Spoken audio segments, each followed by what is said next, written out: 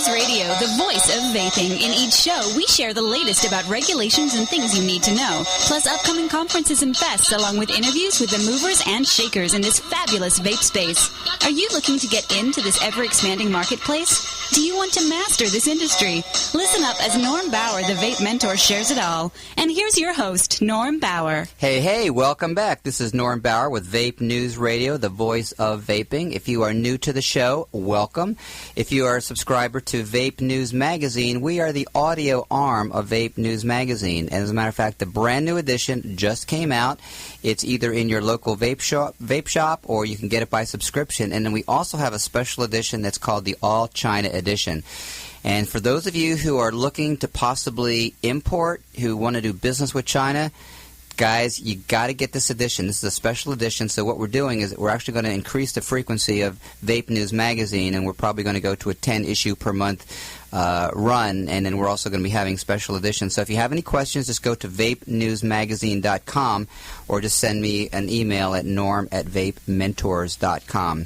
In part one, I mentioned the fact that I just came back from ECC, which this has been the largest gathering of vapors and e-cigarette fans in the world, certainly in the world, certainly in the United States for sure.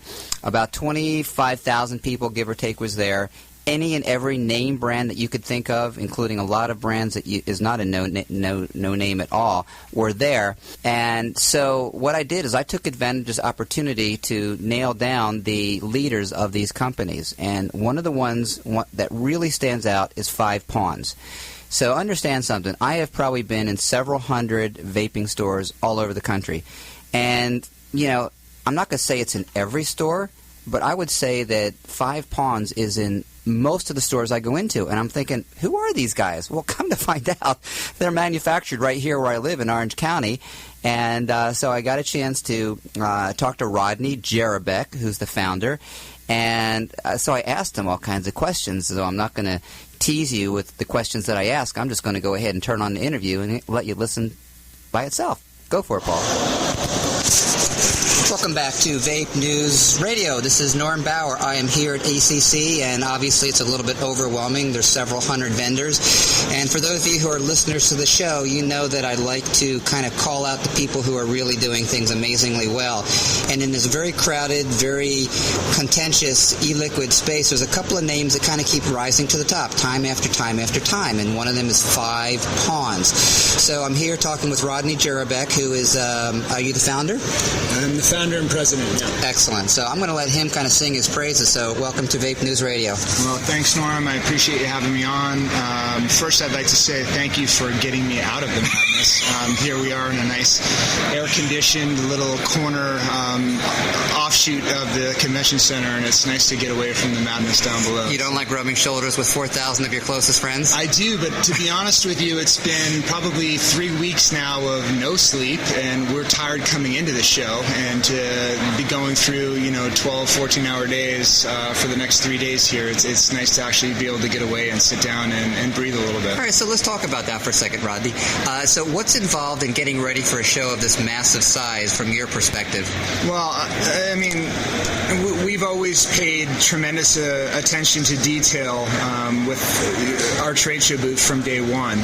We've never done a trade show booth that was bigger than really a 10 by 30, and going into this show, we've taken on a 20 by 30 space and then an additional 10 by 20 space that we are calling our partner lounge, which brings me to, so that's a much bigger booth space to have to design to, and we go a little bit beyond doing the traditional pipe and drape or pop-up tent. I think people became pretty familiar with what we did last year at ECC, and we've tried to replicate that through various shows all year. In terms of, so that was probably the biggest thing was designing and building this booth. And then in addition to that, the thing that's taken a tremendous amount of time was the fact that we are launching a new flavor here at this show called Black Flag Fallen. Awesome. And the the lack of sleep over the last 3 weeks is not probably booth specific, but is more Black Flag Fallen specific, where, you know, I've gone through 37 different renditions of this liquid to get it to where it is today, and it's all new packaging, it's a new vessel, it's a completely new product for us. And all right, so I'll tell you what, we're going to kind of go out of sequence here, and we're going to kind of revisit your foundation and where it all came from, but why don't we just go ahead and dig into Black Flag Fallen. Black Flag Fallen. All right, so tell us about it. I can't tell a ton. I can tell quite a bit, but I can't tell everything just because of the fact of we're aging and steeping this product for 90 days in a stainless steel barrel under temperature-controlled environment, which is about 43 degrees. And if we gave too much away today, there'd be 90 days worth of potential replication. Okay, I hear you. And in this industry, the latest mod, the latest tank, the latest now liquids are being knocked off left and right. So it's probably a bummer to our consumers that are here at this show that they don't actually get to taste the flavor, but we have a special kind of a partner lounge, which is there's a security guy at the door, and he's making sure that everybody that does come back into that lounge is one of our existing retail partners. Wow, so basically you're having people escorted under security to try your new flavor. Kinda. I mean, that sounds a little pompous, but... No, I think it sounds awesome, man. It's just making sure that not everyone and everybody can come in to get a hold of this flavor, and we make sure that none of it leaves, and there's really very little of it here at the show, so we're letting everybody have a taste, and we're announcing that within the next 2 to 3 weeks there is a pre-order process for people that want to get on board, and then it goes basically into the barrel for 90 days and becomes available to the public on December 17th. Well, you know, as a marketer, I think it's brilliant marketing because obviously you have that little bit of the takeaway, a little bit of the build-up, anticipation, and anytime you can generate some buzz and some anticipation before you actually launch something, that's a really good place to be. So tell us where this name came from. Well, before I go to the name, I will talk a little bit about the anticipation. I think a lot of people have been a little bit put off by the fact that we've teased as much as we have with this flavor. They'll be back. We've showed bits and pieces over the last 3 weeks and basically made some fun with it, where we introduced parts of a picture that get put together. Brilliant. Yesterday. It became complete, where people could actually see what it was. Nice. The name Black Flag Fallen comes from everything with 5 Pawns is basically named and themed around the game of chess. And people that know 5 Pawns know that the complexity of the game in chess we draw in parallel to the complexity of our liquids. And there's many other reasons why we chose chess. We use chess terms for all of our flavor names. But this particular flavor, Black Flag Fallen, is all about competitive chess. And competitive chess is traditionally played with a chess clock. And when White finishes his turn, he presses a button on the clock, and that begins Black's turn. And when Black's time is up, a flag falls on the clock, and that means that your time has expired, your time is up. This liquid is being matured for 90 days in a stainless steel barrel, and hence the name Black Flag Fallen. When the 90 days is up, the flag falls, and the flavor is then released. Kudos. All right, so again, as a marketer, I love the fact that there's a story around it. And this is what I tell my clients with VapeMentors, is that you can't just come out with a store, you can't just come out with a product. There has to be a story around it. So that's an awesome story. So thank you for sharing. So are you a chess player? I am. I'm no grandmaster, but I can hold my own on a chessboard. I will probably get my ass handed to me more often than not, but I still enjoy the game, and I really enjoy the complexity of it, and it interests me at the same time. So when did you actually launch your liquid company? Where did it come from?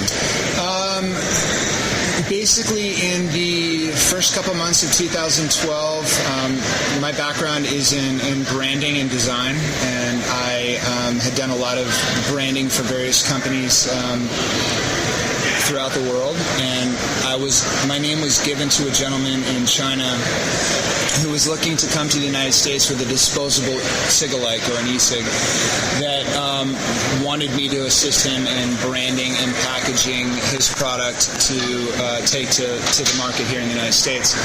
That was really the first. I was never a smoker. I was an occasional cigar smoker, but I was never a pack-a-day cigarette smoker. I'd bum one or two or something at night if I was out at a bar having drinks with friends, but I was never a real traditional smoker. But I got my hands on this product when this gentleman came over from China, and I immediately saw the value in it. I said, this has the ability to better people's lives. And I became personally kind of intrigued with it, and I spent the next 6 months really researching the product and researching liquids that were being manufactured in China, looking at what the current landscape was for the vape industry in the United States and abroad.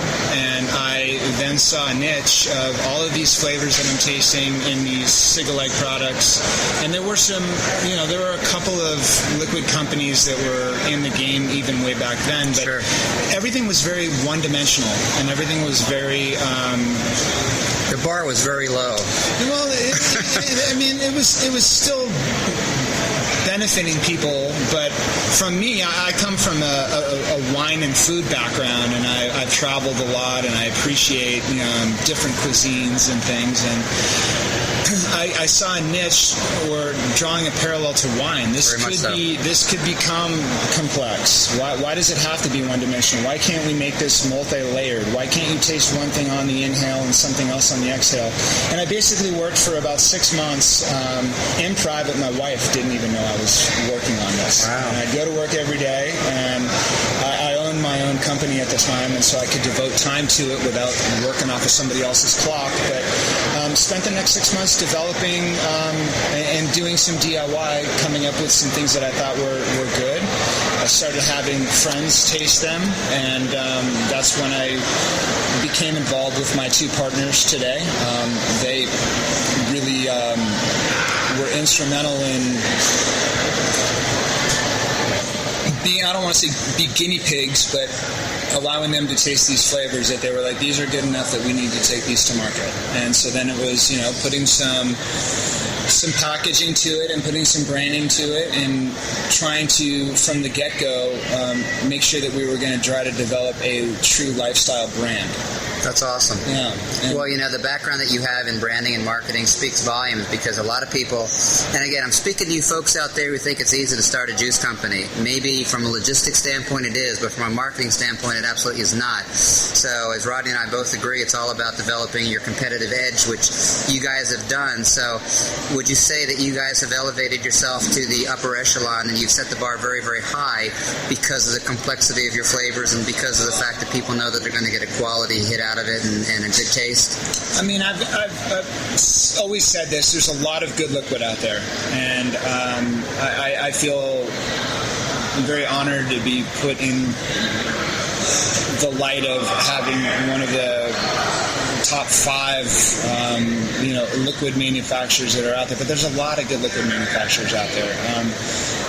What we tried to do from the beginning, too, was make sure that we were building our liquid under correct manufacturing procedures. Good for you. And we've got, an ISO-certified clean room. We're doing things differently coming forward here in the next month, where we're starting to bring liquid to the market that's actually been developed using gravitational methods rather than volumetric methods. Much more increased accuracy, better traceability. So we're from the beginning, we've really made sure that we tried to do everything right, and from our ingredients, making sure that we only use the finest quality ingredients, to doing today batch testing, inhalation studies. We have an on-staff PhD chemist that is really helping us better our products, because I've been saying this a little bit lately, with all the government scrutiny that we're under today, whether it be on a federal level or on a local level, this industry is evolving, and it's innovative, and there's innovation going on here that, if the government came down and tried to squash Henry Ford when he developed the first automobile because it didn't have a seatbelt, where would we be today? It's funny you use that analogy, because I say that all the time on the radio show. Never in any one of our lives have we been at pretty much ground zero, from the standpoint that we are watching an industry being born, and we're part of that industry's birth, but we're also involved in the regulation of that industry. It would be the same thing as if it was 1925 and Henry T comes out with the Model T, and you're suddenly involved in working with the government as far as putting regulations together as the standards for an automobile. It's the same thing here. We are seeing a paradigm shift of an industry that has been around for hundreds of years, the tobacco industry. And tobacco industry actually does like this transition into the e-cig space. And I don't want to get off on that tangent there. So thoughts, concerns about the FDA and what they're going to do and when they're going to do it? I would say this. I firmly believe, and everybody at Five Ponds believes in some form of regulation. I think that needs to happen. I think that we are producing substances that are being ingested into one's body, and I think that manufacturing needs to be looked at, and it needs to be policed. The flavor argument on regulation of flavors, I think, is something that is absurd. I think that flavors are enjoyed by adults the same way that they are with children. Any good menu at a restaurant that gets brought out is going to have things that involve chocolate and caramel and fruits, and the alcohol industry is a perfect example of they're infusing vodkas with fruits, and there's flavors that are happening. So I think that the flavor argument about flavors are targeting kids, I think that's ludicrous. I think flavors are for everybody. Yes, I do think that regulation needs to come into place with youth. I don't think anybody under the age of 18 should be targeted for this product. We feel strongly on that. I mean, there's some other stuff out there with vending machines and things like that. That yes, we believe that should be regulated as well. So those are the three things that I think today I feel most strongly about. But where I see it going, only the government knows. Only the government knows. And again, this discussion has been shared several times on the show, and the truth is that there's really not much we can do. We can share our thoughts when they had the petition process, which closed about a month ago. But all things being equal, it is what it is. And for the brick and mortar stores, they aren't really going to be affected that much. Certainly the juice and certainly the hardware manufacturers are, the importers are. But I believe that you control what you can and you deal with the rest. So you just got to roll with it, as you probably do as well. All right. So listen, man, this has been amazingly insightful, and I always wondered again what the story was behind Five Ponds. And I'm here with Rodney Jerabek, who's the founder and the president. Is that what you call yourself? Yes. President, excellent. And so we're finding out a little bit about the history and also a little bit about this new flavor called Black Flag Fallen. And by the time you hear this, we're just going to be maybe a few weeks away from launch. And, on behalf of Vape News Magazine and Vape News Radio, we wish you great success in having, one more wonderful flavor to your inventory. Any other contact information? Should anyone want information? Everything can be found on our website, which is fiveponds.com. We also participate pretty heavily in social media channels, being on Instagram, Twitter, and Facebook. So I'm curious, as a former chess player many decades ago, why Five Ponds and not some other piece of the board? Why didn't you go right to the king or the queen or the rook or the knight? Well, ironically enough, when I was working on some of the DIY stuff back in the early days, looking at all the bottles and drip tips, and I looked at my table one day and I said, it almost looks like a chessboard. And then, the pawn. I see it. The pawn is something that is often sacrificed to benefit another person's purpose. The dictionary defines it that way. Pawns always move forward, they never move back. And in terms of why 5, the first 5 flavors that we introduced, called the Signature Series, there was a flavor that was developed to satisfy each of the 5 tastes known to man. Sweet, salty, bitter, sour, and umami, which is savory. So 5 pawns, sophistication with chess. We like the approach of not taking this down a path that might be attractive to children. We are a premium liquid manufacturer that tries to cater to an older demographic. There's not, cartoon characters on our labeling. Everything is a little bit more sophisticated than that. It is. It's a very sophisticated whole model. And it's a small niche. Yeah. I mean, our liquid isn't for everybody, and I get that. And that's just kind of where we took it and where we've landed. This is why I love this particular career, and this is why I love doing the radio show, because I'm sure a lot of people over the years have thought, why 5 pawns? What does that mean? And now, I know, and the hundreds of thousands of people that are going to listen to this know as well. So, again, on behalf of Vape News Radio and the Vape News Magazine, thank you so much for your time. Hey, Norm, thanks for having us. Pleasure. Appreciate it. Fascinating stuff.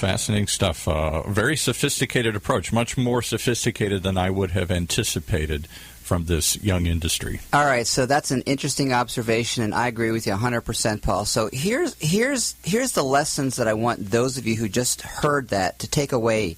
It's great to hear these people's story, but these are also opportunities for you guys to learn. And there's a couple things I wanted to bring to your attention. One is he had a story. For those of you who are in business, you must have a story. So when people say, why is your store different? Who are you? What's your quote-unquote story? You need to have a story, whether it be you quit smoking after 4 decades, whether it be you've been an entrepreneur for 20 years, whether it be whatever the story is, but it has to be real, it has to be authentic, it has to be 100% honest. And so for those of you who are trying to figure out, quote-unquote, your niche, your marketing, you must create a story. Can't emphasize that enough. Absolutely. Just did a talk at Chapman University over the weekend talking about how you can use podcasting or internet radio to create communities. And one of the key things, if you think of a community as a tribe, like some of these books do, Seth Godin has a book out called Tribes. It's very popular in business circles. What's the basis? What pulls the tribe together? What gives them some common identity? What gives them some common connection? The stories that they pass down about the tribe. Yeah, storytelling has never been more important, and we've kind of come back to a very relationship-oriented society where Yes. even though we're technologically sophisticated, we still like the human touch, the human personality. Another takeaway that came from that is the theme and the branding. All right, so he saw the tips, it reminded him of a chess piece, and so he created everything around that. So if you're going to have a store, you must have a brand around that. So every single one of the stores that I consult with as VapeMentors, every single one is a reflection of the individual that opens it as well as the area that they are in. I just had a conversation this morning with one of my clients in Jacksonville, Florida, and he's about to open. He's got a very small place, 700 square feet, but that's still very workable. But I asked him what kind of people are in the neighborhood and what kind of demographics, socioeconomic demographics are around it. So you must develop your brand around you as an individual, because if you're a millennial, which means you're somewhere in the 20s, and your store is too old-fashioned, you're not going to feel passion for it. And on the other hand, if you're a baby boomer like me, and you're 55 years old, and you're going in and you're listening to electronic music and rapping and everything, and you got all these Beyonce videos up on the wall, that may work for you. I don't mind it at all. I like it a lot. But some people might say, this is not me. It's not authentic. And it's just like in a relationship, whether you be married or any type of relationship, you got to be yourself. You can't lose yourself. And then another takeaway is that, Rodney really compares vape juice, e-liquid, with wine. And you know what, guys? That's the way the market is going. people's palates are becoming very sophisticated. The crap you're going to buy at the grocery store or at the gas station is, that's kind of an entry-level thing, and unfortunately it's giving people a bad... So no more Boone's Farm, huh? Man, you are old. Mad Dog or whatever. Yeah. Boone's Farm was the wine that I drank in 10th grade. I was 21 in 10th grade, by the way. I was a very slow learner. Yes. It's probably $1.50. Held back a few years. It was probably $1.50. But the point is, guys, is that this is becoming a very sophisticated industry in every sense, from the manufacturing of liquid to the running of stores to everything. Well, listen to how he's talking about steel vats and stuff. That's the kind of conversations you have around wine, whether they're aging it in steel vats or whether they're finishing it in oak barrels and other things to pick up different characteristics, and that they want it to be precise. They don't want it to be sloppy, where it tastes one way one week and the next batch tastes different. When you talk about fine wines and craft beers and other things like that, which probably is the same kind of audience, they really want to have a deep, rich flavor, like he said, one flavor in, one flavor out, and they want to have it consistent. One of my clients that's crushing it is in a relatively small part of Kansas City. And he has a really, really fine palate. So I mentioned earlier that I'm looking to engage you, the listener, to do my reviewing for me.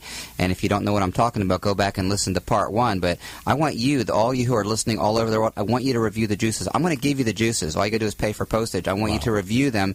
And I want to find you people out there that have really, really awesome palates, who really understand good stuff from bad stuff. So my gentleman, John, in Kansas City, he really has a very, very fine taste. And people from other vape stores in the area, employees, they come in and they shop at his place. So that Amazing. Speaks volumes right there. And to be able to articulate it, too, not to just say that's good. Absolutely. So anyway, I thought that was an amazing interview. And again, over the next couple of weeks, you're going to hear me interview several other CEOs from other companies, along with people who are involved in the advocacy organization, along with I was able to finally meet the executive director of CASA, Julie, and so we're going to have an interview with her. Also met a guy who has probably the largest chain of independently owned vape stores in the United States, and I happened to run into him. And I also ran into the company that has the largest franchise of vape stores in the world. They have 300 franchises in Europe. Is that the one that you talked to before, or is that a different company? This was a company I was not that familiar with, but actually they were going to be bringing in a line of really amazing mods called the Avatar, which I'm going to be helping them introduce here to the wholesale channel. What was the one you talked to earlier? Was it Mad Vapes or not? Mad Vapes, absolutely. We're still working with Mad Vapes. Mad Vapes is looking to expand out here to the West Coast or anywhere, and they're looking to expand their retail channel. So if you have an interest in getting a store, if you have an interest in developing your own line of liquids, if you have an interest in becoming a wholesaler, you get a hold of us here, Norm at VapeMentors.com. All right, Paul, go ahead and cue up that exit music, and we're going to go ahead and wind down show number 10, part 2. But do not go away, because we're going to be back for part 3. I'm going to be talking to a guy named Joe Barrett. He is with the Vaping Militia, which I didn't know anything about. Maybe you do, maybe you don't, but don't go away. We're going to be right back.